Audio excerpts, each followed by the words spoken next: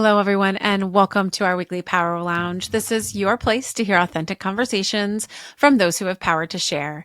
My name is Amy Vaughan, and I am the owner and Chief Empowerment Officer of Together Digital, a diverse and collaborative community of women who work in digital and choose to share their knowledge, power, and connections. You can join the movement at togetherindigital.com. And today we are joined by someone who is literally changing the sound of an entire industry. Christy Harst is a voiceover actor, former college athlete, and fierce advocate for gender equality in media. When Christy encountered the barriers women face in sports voiceover work, she didn't just break through for herself. She founded Building Doors VO to create opportunities for women in the industry historically dominated by male voices. Christy's voice has become the national brand voice for YouTube TV, Walmart, and John Deere. But her real impact goes far beyond the mic. She is using data and storytelling to challenge the status quo in media representation, proving that equality isn't just the right thing to do, it's good business, as we all know. Working from her brick studio in Cleveland, Ohio. Holler to our Cleveland members and fans. We love Cleveland. Christy has become a leading voice for gender diversity in the voiceover community. And today she'll share how women across digital fields can amplify their voices and build their own doors. Welcome, Christy. We're so excited to have you here on the Power Lounge. Yay! I'm very excited to be here too. Fantastic. Well, we are here with our live listening audience as well. So hi, listening fans. We love that you're here. You know, you could be anywhere else, but you chose to spend some time with us today.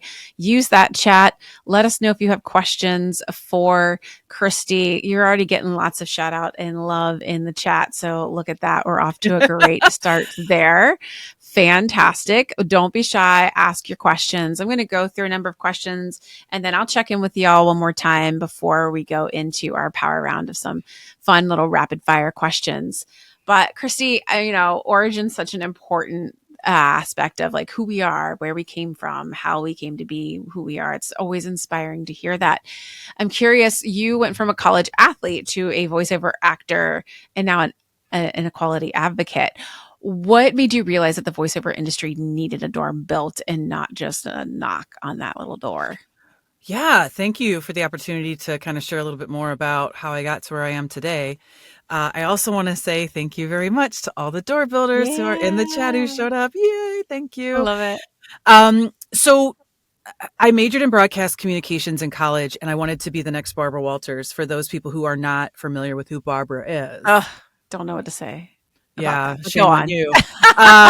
Barbara, as a 12-year-old girl, I was raised in a very strict Catholic house, and I wasn't allowed to watch a lot of things on TV. Yeah. And so on Friday nights, I would sit, because that's what we did. We were cool. Mm-hmm. I sat with my parents on Friday nights and watched 2020. And so I remember I stood up after watching her many times and said, I'm going to replace her someday. And my dad laughed.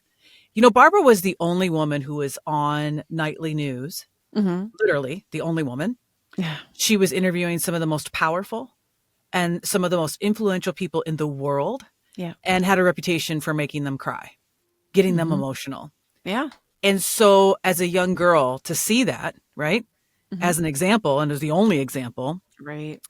I took that and wanted to I wanted to be Barbara. Right? I wanted to get Barbara out of her chair. Mm-hmm. So went to college, majored in broadcast communication, and I was at my final internship. I had 4 internships in college, and the last one was at MTV in New York. Nice. And I saw how women, specifically this one woman, there was 3 top positions at MTV, 2 men and 1 woman. And my intern desk was right diagonal. Oh, wow. And what I saw and what I heard was not something I wanted to do. Yeah. I didn't want to have to be like that to get to Barbara status. Mm-hmm. And so if I'm at MTV and I'm a senior in college and I'm seeing this woman who's at the top of her game. Yeah. And she has to act like this, I don't want it. Yeah. So I said, well, I'm just going to get some other type of job. So I worked in nonprofit and government and real estate development doing marketing and PR. So I had about 10 or so years in marketing and PR, and I would drive every day to work and listen to commercials on the radio, and I would be disgusted. I can do so much better than that. Why am I not doing that? And so I made a New Year's resolution one year to get an agent, and I did. And I had that agent for 17 years, and I did national television commercials on camera. It started off with a lot of on camera because when you're, 22, you get booked to play the 40-year-old mom. Yeah. Right. Yeah. So now that I am BC, no, I'm sorry, that was BC before children. Now that I'm after children, I don't do as much on camera, but with the birth of our first child, I decided that the cost of daycare was too much. Oh, yeah. Didn't make sense to have a full-time job. So we built out a studio in my basement, and that's when I started doing voiceover full-time.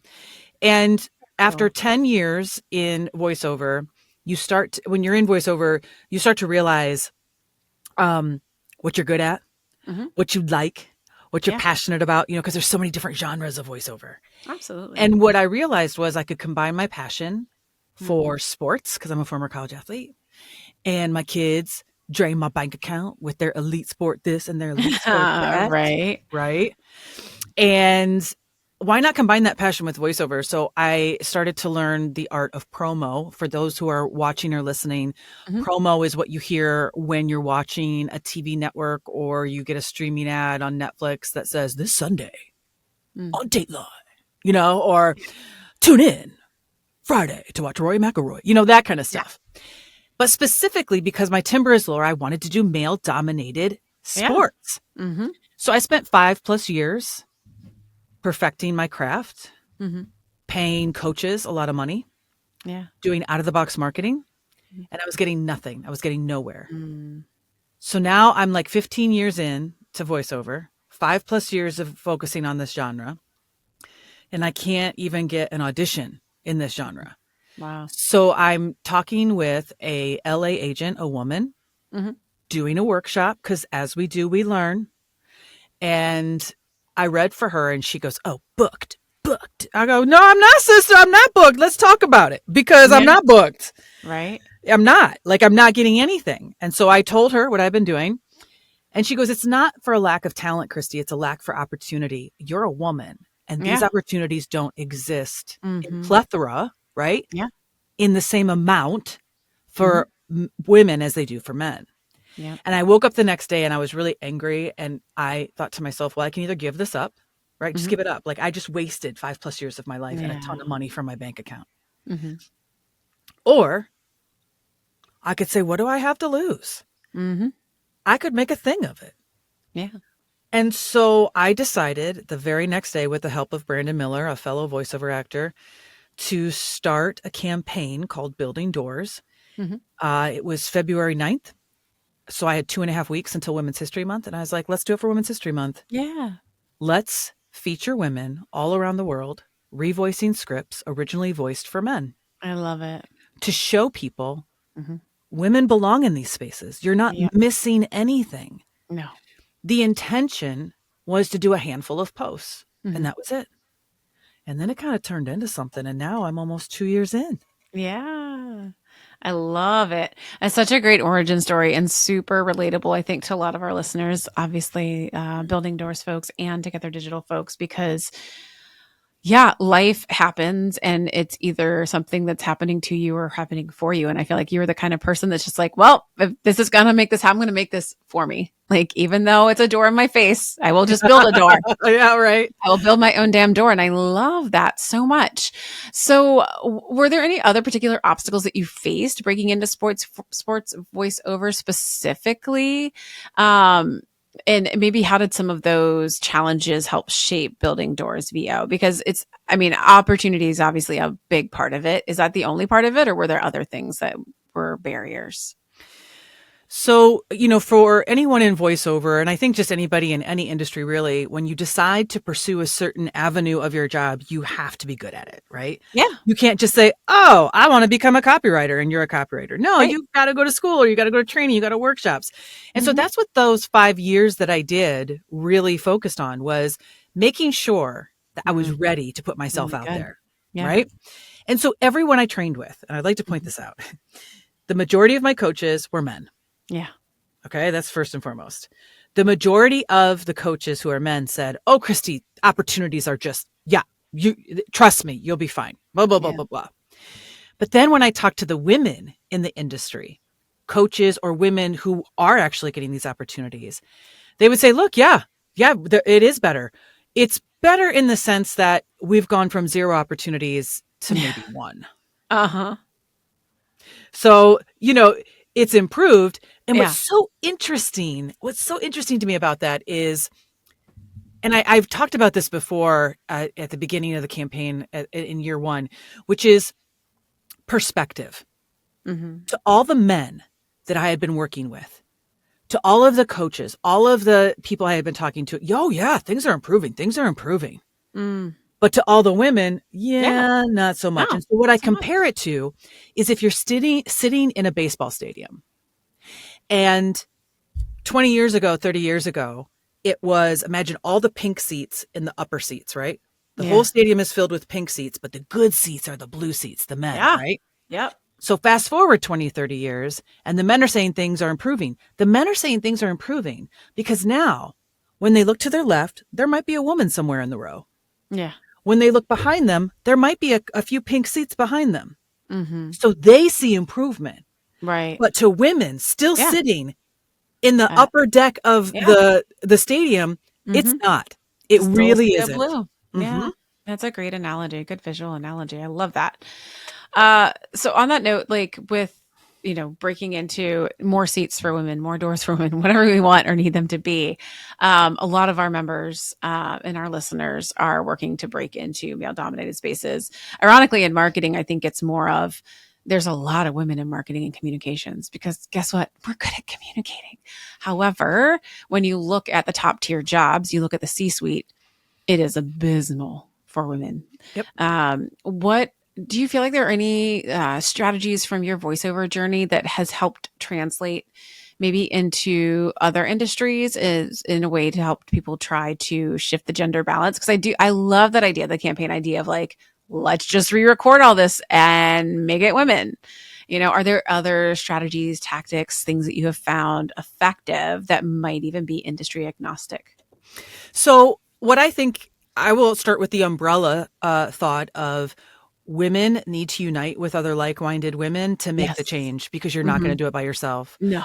I may have started this campaign, but I have a slew of like 40, 45 women who are door builders who have lent their voice and who, help me market, who help me brainstorm, who introduce me to people that can advance the mission. So I have this amazing team of women that I work with, but I would like to share a few stories of how women are doing it in other industries. So for example, I have 3 to 4 Zoom calls a week talking to people, women and men, in male-dominated genres of the world, of the working world. And I hear a lot of stories. And so in the insurance industry, I guess I didn't realize how male-dominated insurance was until I started talking to women in insurance. And listen, that place is an HR nightmare. I will just tell you that much, that whole industry. So one of the things, there's a lot of HR conferences. That's where they meet with brokers. That's where they get deals done. And so all throughout the year, insurance people are traveling to this city, that city, blase woo woo. Yeah. And it is always revolved around drinking, men, and bars. Yep. They might have a 10 a.m. happy hour. No joke. My friend did. My friend works in insurance and she had a 10 a.m. happy hour. Yeah. And she was like, Christy, I can't do it. And so someone in her industry, a woman, decided to have an 11 a.m. woman's tea. Yeah. And she invited all the women who were attending that conference to go to a women's tea. That action alone of putting all the women in that male-dominated industry together to swap stories, to share tips, that is building a door. Yeah. That is what's going to cause more change. Now, let's get into another story, which is Big Ten college football. Or just Big Ten colleges. So I'm talking Ohio State, Michigan, Nebraska. So the Big Ten of college sports are D1 schools that have major brand recognition. Yeah. So I'm not going to say who, but one of those brands in the lower part of the top 10 hired a marketing firm to come in and do an analysis of how they could get up in the ranks of that top 10. What are we doing wrong? What can we improve? What do we need to do less of and more of? So this marketing firm was led by a middle-aged white man. They spent 3 months analyzing all of their departments. They meet in a conference room, and in that conference room is about 20 people. Only 2 of those are women. They're all men. This middle-aged white man sits at the conference room table, and the first words out of his mouth were, based on our company's analysis, we believe the number one thing you can do to improve your standings in the Big Ten is to remove all women from positions of authority. They would be better served at home. Whoa. Now, you may think that's the wow moment. For me, it isn't, because of the phone calls that Zoom calls that I've had. Yeah. That story is not unique at all. No, of course not. That story happens tenfold every day around the world. Yeah. Here's what made my jaw drop. Not one man, not one man stood up and challenged what this man said. Yeah. And the 2 women in the room wanted to. But now imagine, put yourself in that conference room, and you're one of 2 women. Are you going to stand up and say something to this firm that your job just paid millions to make this analysis? No, you're not going to say anything.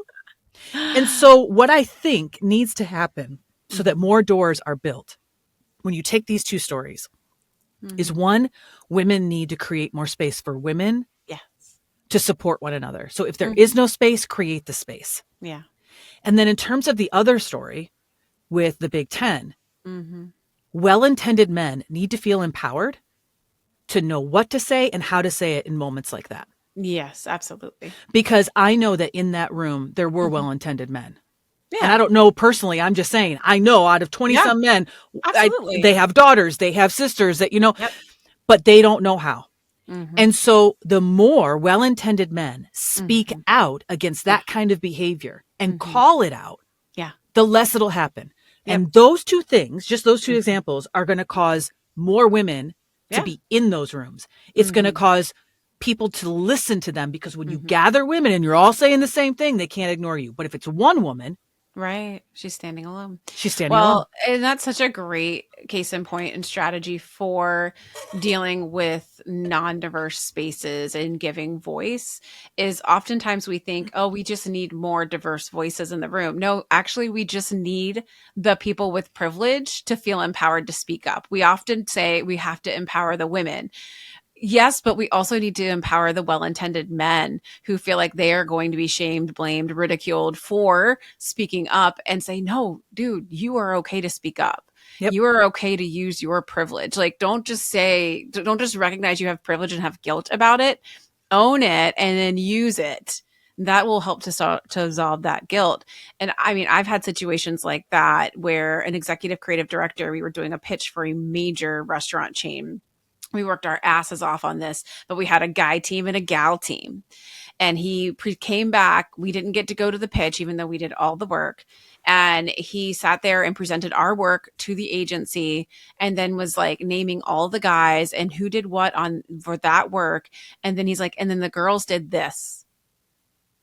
Did not even mention one of us by name. He just called us the girls. And I saw the faces of my team, and I'm like ready to just put my hands on their shoulders and be like, sit down, ladies. It's okay. I walked up to him immediately afterwards and I said, that was not cool. No. What did he say? Cool. What did he say? He's like, I'm not sexist. My dad's gay. I was like, I don't think you understand anything that I'm trying to explain to you. So I'm just going to stop right now. And I think too, Amy, these stories, these situations are an opportunity to educate. Some people want to learn. Yes. Some people are open to it. Guys who I've been able to kind of call out the bullshit, and they're like, I hear it, I see it.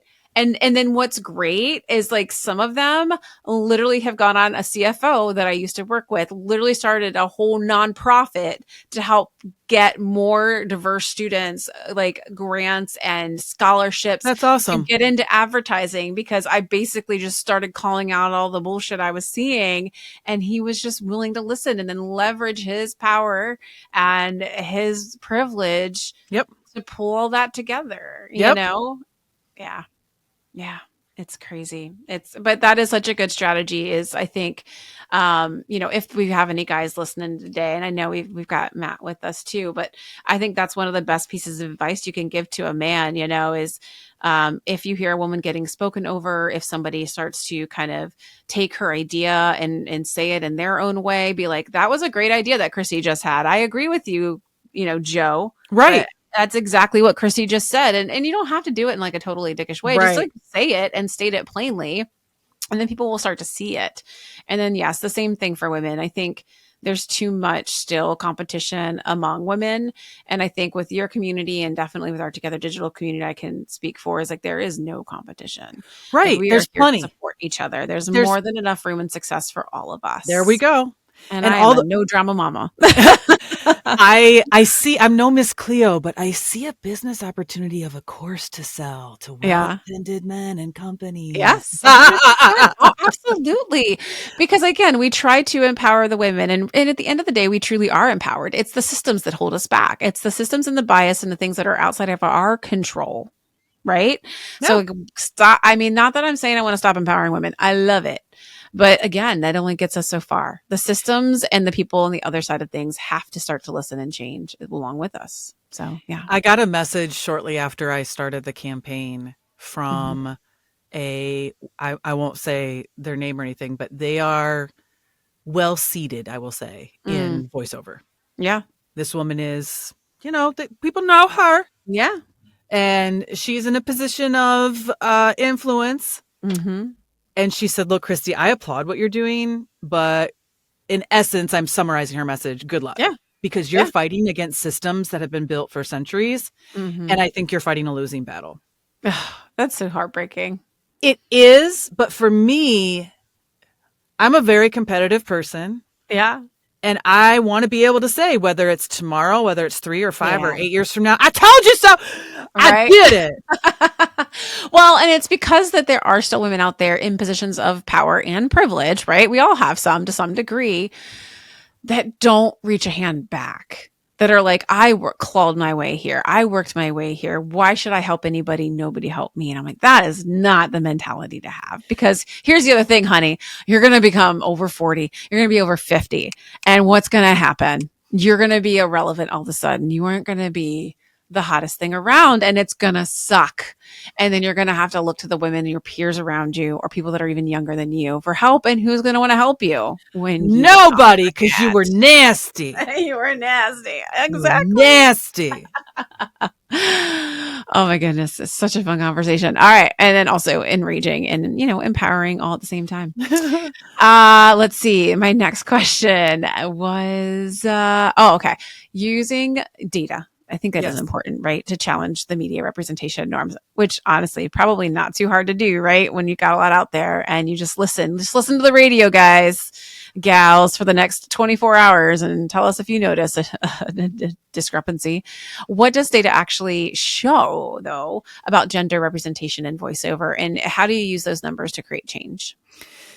So when I started the campaign, again, it was just supposed to be a month, a handful of posts. And so I immediately got response. I got response from women around the world. I was getting messages from women around the world saying, oh my God, Christy, this is how I feel.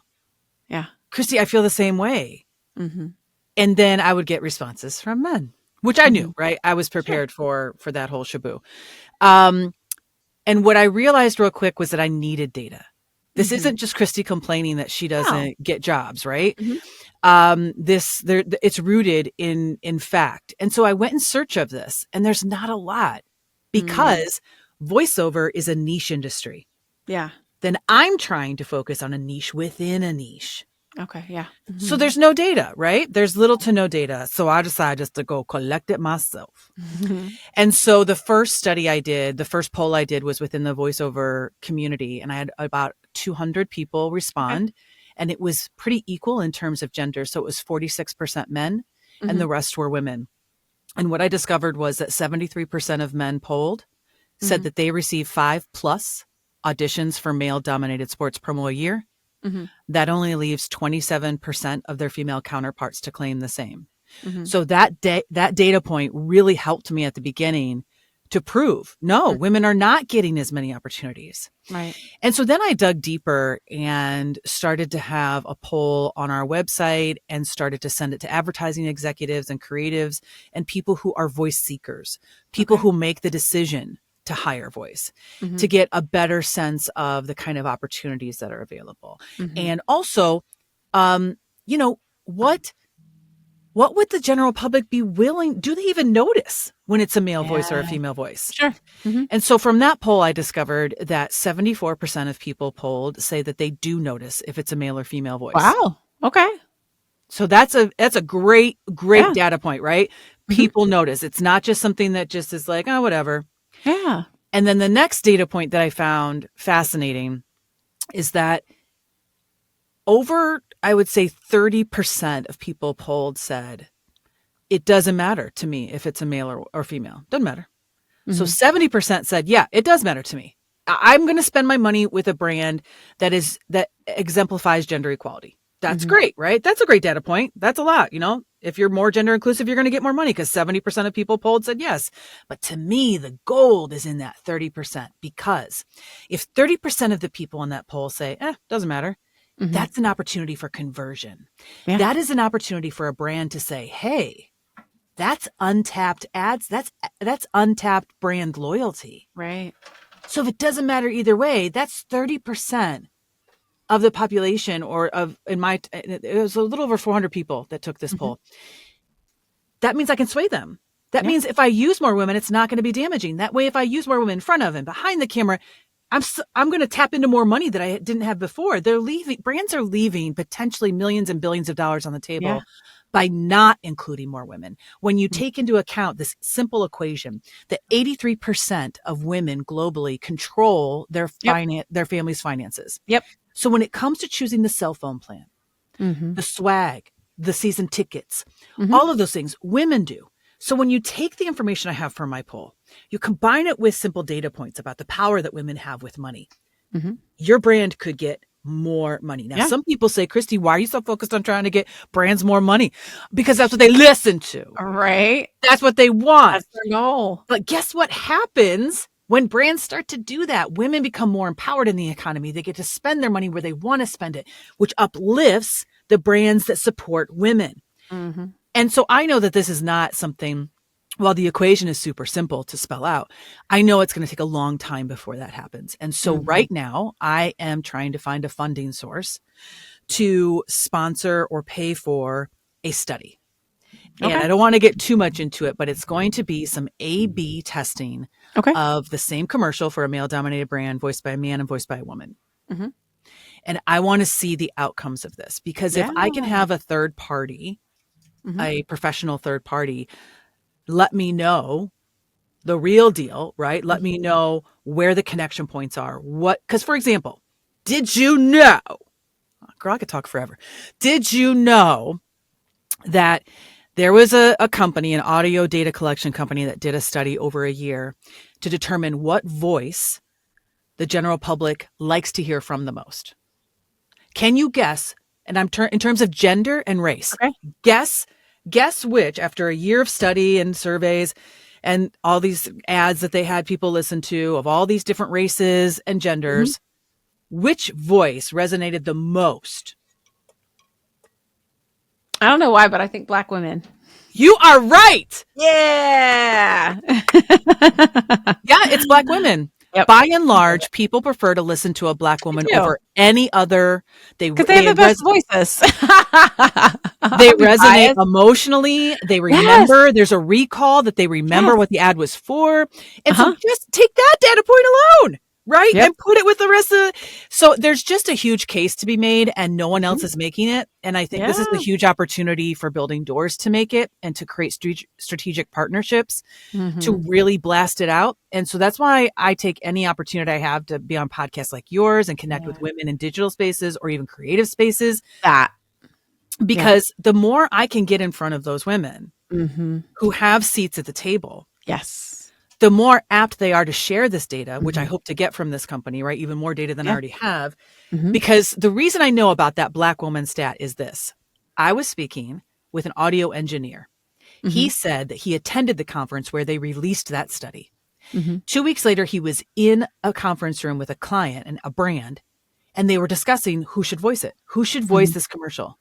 They were going back and forth, back and forth. And so he piped up Mm-hmm. and he said, well, at this conference I was just at, they ended up hiring a Black woman because of what he said. Yeah. There's power in data.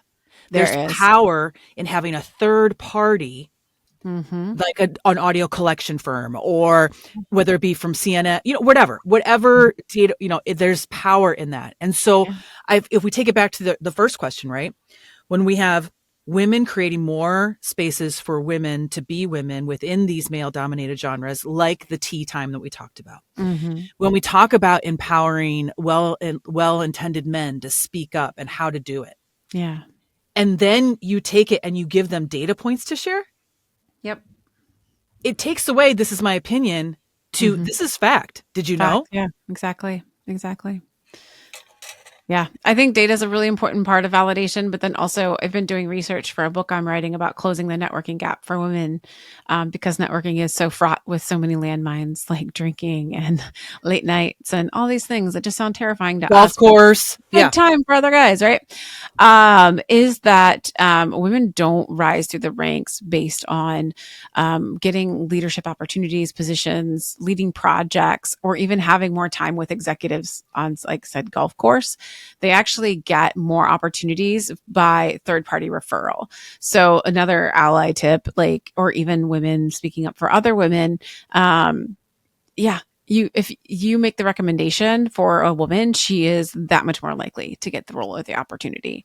And so, yes, people who have positions of power and authority, you have to speak those names. You have to bring them into the space. And this is what I loved so much about what you do, Christy, is before this, some of you may or may not know, I was a creative director for Folgers and Pringles and Febreze and Ford and all these different brands.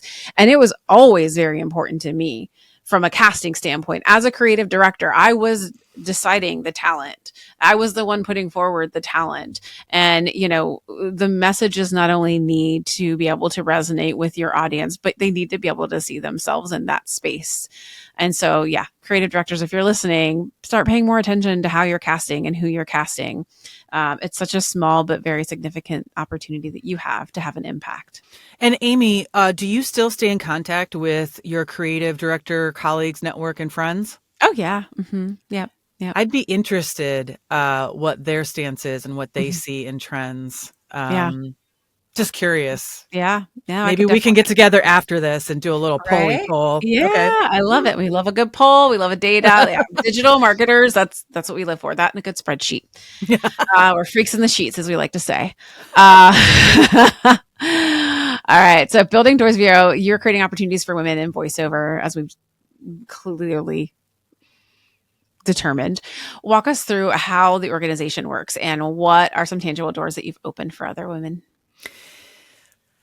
So let's talk about the organization. In my head, I'm going to close my eye because I'm a perimenopause and I can't think unless I have my eyes closed. I feel you.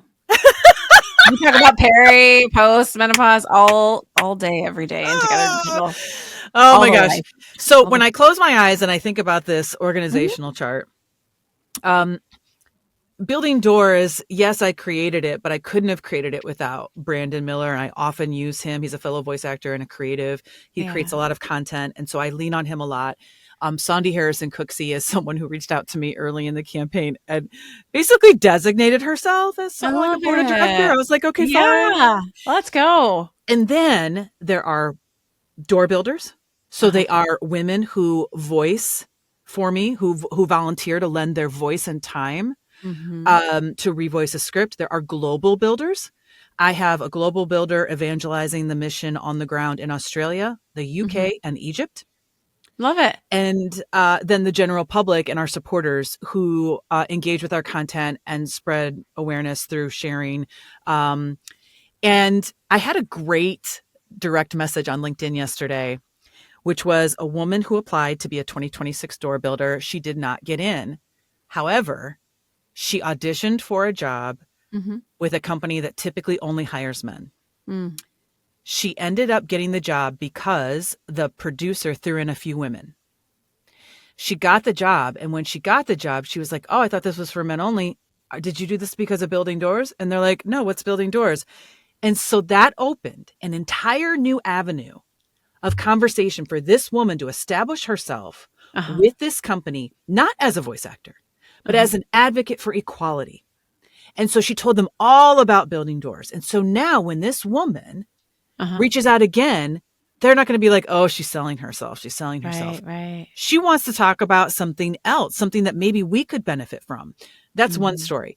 And then, okay, I talked about how it's organized, but then how we open up doors for other women. I believe that story right there is empowering a woman to take a mission, use it to not sell herself, and use it to create, right? So that's one way we're creating a way for women to open a door by using the mission. And she's not even a door builder and she's doing it, right? One of the first ways that it really clicked for me was 3 months into the campaign.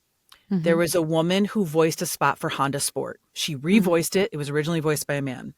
She has a higher tone. She's young. She's gorgeous, has a beautiful smile. And she reached out to me and she said, Christy, someone heard my reel. Someone saw my reel for Honda. Yeah. And you know why they saw it? Because all 40 some of the women pushed like and they shared it to their networks. So now that puts that woman's voice and image up higher, in front of millions more eyes and ears than would have been, right? Game the system. Yeah, I love it. So because all the women banded together and did this, someone, she doesn't know who, saw this reel, forwarded it to an ad agency in Florida. That ad agency then reached out to that woman, the door builder, and hired her to voice a slew of Honda spots. Yes. We are not an agency. We are not a pay to play. I'm not in the business of getting jobs for women. I'm advancing the mission. However, that right there shows the power of what happens when women come together and support other women. Yes, 100%. So that opened a door for that woman, right? I will share one more story. There are a couple door builders, my Australia door builder, my Egyptian door builder, and several here in the US who have taken what we're doing with building doors. And they've watched, they're learning how we do things, and they're applying it to their own businesses. So for example, there's one door builder, and I believe she's here, Marion Mills. She's super passionate about mental health. Yeah. And guess what? Women, we're multifaceted and we can have several streams of income and we can do more than just one thing. And so she used building doors as the example and is now creating her own brand, another brand called Depression Proof Your Life. She hosts weekly lives where she interviews people about how mental health impacts their business, how it impacts their personal life, how they've gotten through it, right? And so she's using the template of what Building Doors has done to do that for herself. That's great. Then the woman in Australia, she is creating a ton of her own reels where she revoices ads in Australia, that were originally voiced by, and she has a whole page on her website of them. That has allowed her to become a teacher at a voiceover school in Perth, Australia. It has allowed her to get connected to major voice seekers at major TV stations down there. So I just think that I didn't realize when I started it what I was doing. Yeah. But as it's grown, I think that the best thing that Building Doors has done is to be able to empower other women to take this and use it to better themselves, better their business, and have something else to talk about other than the fact that they're a voiceover actor. Yeah. No, absolutely. I agree. It's like the benefit of the benefit that you just don't consider going in. I feel that way with Together Digital, the friendships, like the deep friendships that kind of transition life and career and everything else is so important.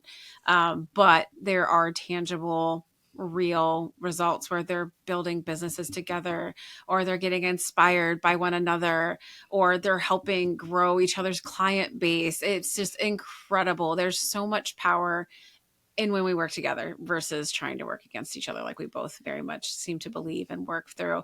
I love it. And then what was her name? Marion? I think she's here. Yeah. Yeah. It feels like you should come and be on that podcast too. We talk about mental health a lot, and it's right now, and ever since COVID, in the wintertime too, man, it's rough. This is a rough time of year. So yeah, you can email me, Marianne, amy@togetherindigital.com, and we'll get you the form over and you can hop on. Yeah. We love talking about all the things, because we are whole ass humans. And I know companies will say, oh, you can come to work and be whole. No, it's still a job. It's a paycheck. We're not a family. We don't pay family to come to see us every day. It's a job. And so these kinds of communities that we're all working to create, that's what's needed. I don't think that's a problem for companies to solve, as much as I know that they would like to. It ain't going to happen. Anyhow, slight tangent. All right, back to the next question. For women who in digital who want to amplify their voices, whether that be literally or figuratively, what is maybe the first step that they should look at taking? They need to find more women who believe what they believe in. Oh, yeah. I love that answer. Yeah, because if you think about it, let's talk about Marion again. She's passionate about mental health. When she starts to put herself out there as a position of authority, that she's passionate about mental health, she's connected to these mental health professionals, other people are going to be like, oh God, Marion, I feel the same way. Yep. And remember at the beginning of our conversation, I said that when I first started, within 2 weeks, I was receiving emails from women around the world. Yep. If you just put yourself out, you know what? I'm frustrated with the fact that these damn staff meetings are an hour and it could have been an email. All right. You know what's going to happen when other women get along? They're going to say, let's create a system. Because that's what women do. That's what we do. We see a problem and we make it better. And so then that's going to change. That causes change, right? You have to find your community, but you're not going to find your community unless you speak up. Yeah, exactly. That. And it's so scary at first, right? I think people feel like I have to find my voice. I have to craft it. I have to hone it. I have to perfect it. It's like, no, please actually don't. Like, be vulnerable, do it scared, because that is so much more relatable than overly poised and polished and processed, because people can feel that. It doesn't feel authentic. It doesn't feel relatable. So yeah. And I think, I don't know, maybe you've always been outspoken, Christy. I get the sense maybe this is like who you've always been.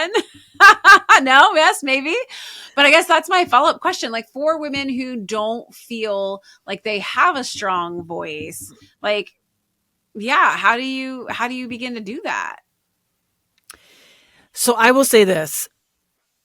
I could not have done building doors in my 20s or my 30s. Okay. Yeah. I wasn't secure enough in myself and who I am. I was too worried about what other people would think about me. And let's be real. I literally called Brandon and I was on video and I had my finger on the post button for the first post. Yeah. I was like, no, I can't do it. Because there are, and I'm sure this is like this in other industries, but in the voiceover industry, especially, there are anointed gatekeepers, self-anointed gatekeepers, right? And heaven forbid one of those anointed gatekeepers doesn't agree with what you're saying. Right. You're blacklisted, right? You're done. You're out. And so I'm sitting there like, oh, do I do it? Oh my God, do I do it? And Brandon was like, what do you have to lose at this point? Yeah. Don't forget how angry you were when you woke up that day and called me and were like, what am I doing? And I was like, you know what? You're right. At the end of the day, what's going to happen? Right. It's not like I'm not going to lose a job because I'm not getting any jobs today. So why not right? Just do it? Right. That's so true. I would say to someone who, and we talk a lot about this in the voiceover industry, about the fact that many creatives are introverts. They're not extroverts. 100%. Right? They much, and let's see, be even deeper. I'm in a padded room talking to myself most days, right? Yep. Like right now I thought I was looking good, but this darn lighting, I gotta get my lighting right. But my point is that I think tiny incremental steps is what it takes. I had a call before this with a door builder. And I know that she's got great ideas. She can really make an impact with the stuff that she's passionate about, but she's a little, shy. She's a little shy. And so to answer your question, I think it's important that if you are a little shy, look for an accountability partner. Look for somebody who's going to hold your feet to the fire and help you, push you to say, like I did when I called Brandon. And he's like, just press the button, so just do it, And I think also too, to have validation, to have someone else, even more than one person, to validate and say, no, this really You is got helpful. something. You Yeah. got something here. Yes, Yeah. let's schedule the post. Let's press it together. I'll show up. I'll comment. I'll share. Mhm. All of that, I think, gives Yes. people confidence. Yeah. Yeah, I would agree. One of my good friends, Lucretia, always says, have all of the confidence of a mediocre white man named Chad. Okay. Chad gets way too much for being mediocre. They do. And they like somebody posted in the chat, like they just do it anyways, and we were at an event for Together Digital doing our ask and give exchange. And, I politely asked the gentlemen to hold their comments or questions until the end, let the women speak first. And they were Yeah. absolutely fine to do that because they're great guys. And at the end, one of the other pieces of advice that stuck with all of us was he was like, ask for the no. Just ask for the no. Like what? Don't just go and ask for it because the worst you can get is a no. Oh, I see. Okay. Yeah. I was like, all right, okay. And so sometimes I think we just get so caught up in the analysis paralysis and perfectionism that it's like we don't learn by doing it right the first time. We learn by falling on our face and getting back up. Like you have to fail to learn, right? You have to do it scared to learn to be brave. It's just the only way it's ever going to work.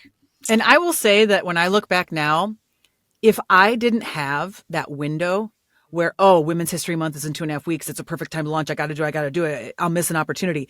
If that didn't happen, I probably would have overthought it to the point where I Yes. never would have done it. Right? It's such a good opportunity. Don't let it go by. Don't sabotage yourself, right? Like, yeah, don't sabotage yourself. All right. Let's see. You've mentioned using storytelling alongside data to drive change, which obviously super important, right? We're hardwired for stories, and that's what we love about people is their stories. How do you combine these two elements effectively when advocating for equality? So the data and the storytelling, for example, when I told you that Big Ten story, your jaw dropped. Yeah, You'll never forget that Big I Ten won't. story. I'm gonna flip a table. And then when I share data points, like I have volunteers across the United States who help me collect data at major sporting events, broadcasts. And so last year, the Super Bowl, in fact, I'm going to quiz you. You Yeah. probably already know because we've talked, but if you already know it, then tell me. But last year's Super Bowl, the 2025 Super Bowl broadcast, what percentage of ads were voiced by men? Do you think it was A, 60%, B, 78%, C, 85%, or D, none of the above? I want to say, I feel like 78, but I could be wrong. It was a while when we spoke. It's 85%. 85. I knew it. I see. I second guess myself. 75 to 85% of That's all wild. the ads in the Super Bowl were voiced by men. And those are male dominated genres that choose to spend millions in ad spend for that. Yet, the latest stat was 47% of the fan base of the NFL Yeah. are female. It's women. Yeah. We're showing up to the games. We're wearing the gear. Do you see how the equation doesn't equal? Does not So compute. when I pitch building doors, when I get on these calls and I evangelize building doors and I try to expand the network and expand the mission, when I have speaking opportunities, in-person speaking opportunities, I use a combination of data and stories to make the lasting impact. Because when you take a stat like that and you combine it with the Big Ten story, when you take the insurance story and you combine it with the equation that I got from my 400-person poll, those things are powerful. And they leave a mark so that because I will tell you, the first year of building doors, the number one thing that people said during meetings was, I had no idea. But now that you say that, I realize it. Yeah. The number two thing is that they would send me a DM or an email and saying, Christy, I just watched XYZ sporting event and you're right. I only heard 2 women on the entire broadcast. So people don't realize it until it's pointed out. Exactly. And then they can't unsee it, right? I think you can't see it after. Yeah. That was kind of the beginning of my journey in all of this was that a male boss of mine sent me to the 3% conference, which at the time was started by Kat Gordon in San Francisco. And it was all around the fact that only 3% of creative directors were women. When 83% are doing the buying, only 3% are creating the messages that actually. Wow. 3%. 3%. It's closer to 15 to 20% now. That was in 2012 when it started, but obviously still nowhere near the 80% it ought to be. And I got to see Cindy Gallup speak. If you don't follow her on LinkedIn, you really should, and Instagram. She's amazing. But she used to say she's the Michael Bay of marketing because she likes to blow shit up. And she was always like, if you can't see it, you can't be it. Which is very, very true. And then also, I think, another phrase that comes up often for me is like, fish don't see water. We don't see air. Ooh. Right? Like we swim in these waters and we don't recognize, we don't see the microaggressions always, especially if they're not directed at us. We don't see the inequities or inopportunities or lack of opportunities because we just think that's normal. Wow. And then once you see it, you can unsee it. So Wow. I think it is so important. I think that's why the combination of stories and data is important, because data gets the jaws to drop, it makes it factual, but stories tug at the heart. And those are the things that stay with you ultimately. You might not be able to remember the exact stat, but you're going to remember the story for sure. Yes. Yeah, I love it. All right, last question before we move on to the power round. Looking ahead, what needs to happen for gender equity in voiceover and media to become the norm rather than the exception? And where do you see the biggest opportunities for change? So if I were a brand, right? Mm-hmm. I think brands need to understand what they're missing by not including the people who have the money. Mm-hmm. The people who control the decisions with the money, they're missing a huge opportunity. Am I trying to say everything should be voiced by a woman or everything should? No, I'm not saying that at all. Right. What I'm saying is brands are missing out on potentially millions of dollars by not including more women. And the way that they can change that is by voice. You can start to change that by voice. Voice is a small puzzle piece to something much larger, right? Yeah. Because when girls story time. Yeah. My daughter, it plays in two sports, golf and flag football, and she's pretty decent at both. But she's probably going to play golf in college. And so she's 12 and she needed a new pair of golf shoes. My daughter likes ones with spikes. Okay. So we go to Golf Galaxy and we go to the shoes, and luckily she wears a women's size. So we go to Golf Galaxy and there's like just rows and rows of golf shoes and a whole wall too. I was like, yes. So we go there. Turns out there's only 2 bays of women's golf shoes. Yeah. There's only like 10 on the wall. And out of all of those, which is about 40 pairs, only one had cleats. I mean, spikes. Oh my gosh. So only one. There's your option right there. So now let's dig deeper. Not only did my daughter go to Golf Galaxy and only see one option for her, but then she can't watch women play on TV. There are no TV broadcasts of professional women golfers playing in their tournaments.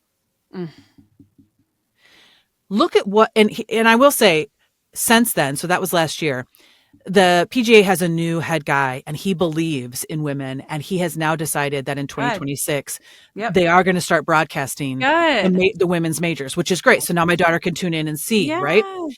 But when you think about it, my daughter in golf cannot go purchase a Nelly Korda glove. Nelly Korda is the #1 female golfer in the world. She cannot buy a glove. She cannot buy clubs. She cannot buy a club head. She cannot buy a polo. But Norman, his last name's Norman, by the way, has been retired for like 30 some years. You can go buy his shirts with the darn shirt on it. Do you see what I'm saying? Yeah. So to answer your question, to open more doors, I think brands are missing a huge opportunity in just providing things for little girls to hear and see. Yeah. That's number one. And in voiceover, I have a great story of a talent agency that I met with that are in the UK. They're called Foxy Tongue. And I met with them because a door builder who is signed with them called them, talked about building doors, and said, you should talk to Christy. We talked. And these two ladies asked me, they said, well, how can we do it? And I said, when they ask for only men, throw in some women. They literally did that the next day. Love it. They literally threw in 3 women the next day for an audition that they got, right?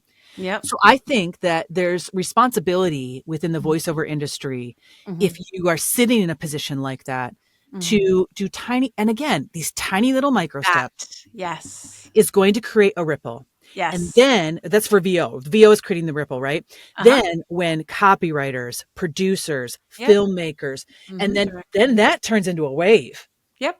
And Exactly. then those waves after a decade or two will turn into tsunamis, and then tsunamis make permanent change. Yep.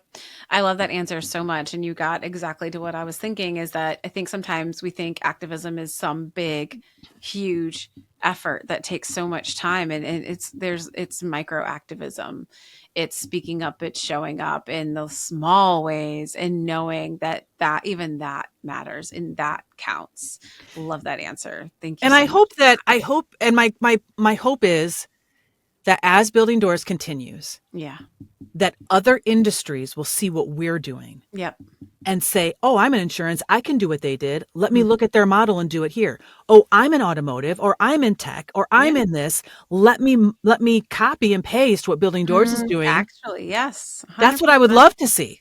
Yep, I agree. I agree. Sometimes people will come to me and be like, "Oh, so and so starting this group, and it's for women, and is she stealing from Together?" I'm like, "No, no, Oh my she's God. creating more space and more opportunities for women." And I'm never going to be in competition with another women's organization. Never have, never will be. That's right. Because yeah, we've got a lot of work to do and a lot of people to uplift and educate. So it takes all of us. All right, I'm gonna try to do a couple really quickly power round questions, and then again, you've been getting so much. Your people are great. So much love in the chat. It's so good to see. I haven't Um, read all of oh it my yet. gosh, You they're know, I just told them to come on because they I wanted showed them up. to not only, get a refresher what Building Doors is, but Yeah, also because I wanted them to be introduced to your community. And yeah, I know that you said it's at the end of the year and not many, people tune in, but I wanted them to kind of yeah. network with Uh-huh. your members. So I Yes. know that there's not a ton of your members in the chat, but if Mhm. the door builders wanted to get in touch with people, how would Yes. they do that? Uh-huh. Well, they can go to the website togetherindigital.com. They can connect with me on LinkedIn. I am Okay. always there. If there's a particular type of person within the industry, whether they're creative, account, brand side, anything like that, like I am always happy. Love connecting people Oh, to make yay. connections and things So like that's awesome. Thank you for that. Thank you. I really appreciate that because I feel like it's this, your forum and your community is a great way for yeah. voice seekers to kind of introduce not only the mission of Building Doors, but Mhm. themselves. Yeah. And I really appreciate you opening your network to them. Thank Course. you. Yeah, no, absolutely. It's my pleasure. Because yeah, it makes it better and easier for everyone. Yeah, this is end of year and end of quarter. So they're all tails on fire, hoping and praying they don't have to work all next week. So, yay, agency life. I don't miss it. I don't miss it. All right. What is the most surprising brand or project that you voiced that people wouldn't have expected? I voiced 3 chickens. Wait, how did they sound? I am not a character voice. Like I don't do animation or Yeah. create different characters for games or anything. So when a client reached out to me and said, look, we have an egg producer, an egg brand, Okay. and they're doing this bit with 3 chickens. Okay. And I do all of their stuff anyway. So like, could you just do it? And I'm like, yeah, sure. No problem. Fake it till you make it. So Yeah. I got on with a coach and I was like, let's discuss these chickens.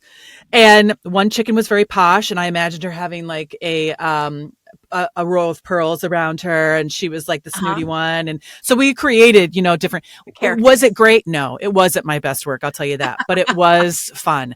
Also, I have a national campaign coming out soon where I am the voice of IBS. So that's great. That's awesome. That kind of takes me back to Friends and Joey being the face of VD. Yeah. I am the voice of IBS. I feel like you need to get a T-shirt made for that. All right, finish this sentence. Building your own door means. Building it big enough for everyone. Oh, I love it. Good answer. Good answer. Snaps for that. Best advice you'd give your younger self starting out in voiceover. Be yourself. Yes, ma'am. I love that. Thank God for being older than 40. I feel like you're just Right? hell with all of it. God, yes.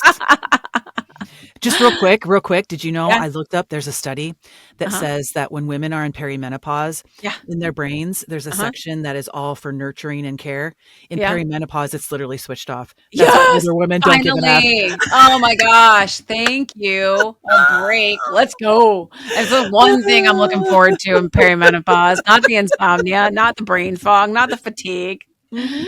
Not the other things, but yeah. Oh, you're getting a t-shirt. It's happening.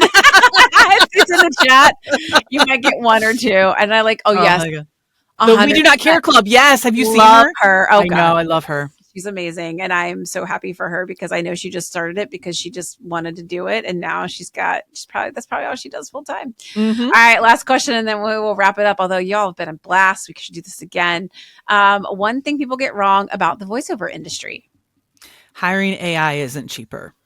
Thank you. Thank you. And it's not going to be as good. I'm just going to tell you all that from a creative director standpoint. Just don't even Correct. try. Hire human. Hire human. AI Hire is not the human. answer. No, not in this case. I don't hate all AI, but I think in this instance, I am 100% behind you. All right, ladies. Well, this has been a blast. Thank you so much, Christy. Thank you. Thank you so much. No, my pleasure. For sharing your voice, for sharing your experience, for creating space for others.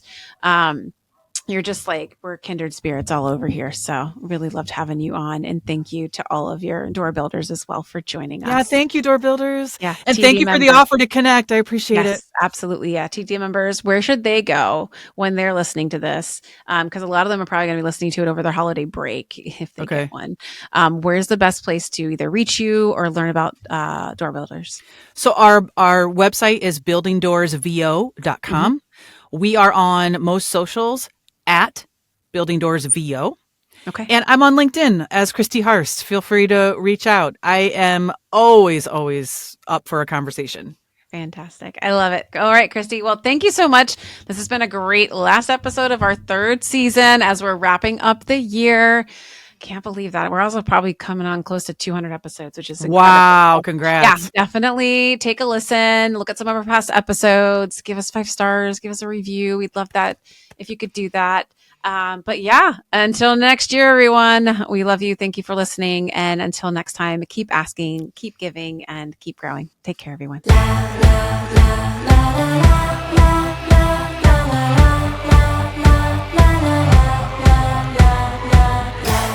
Produced by Heartcast Media.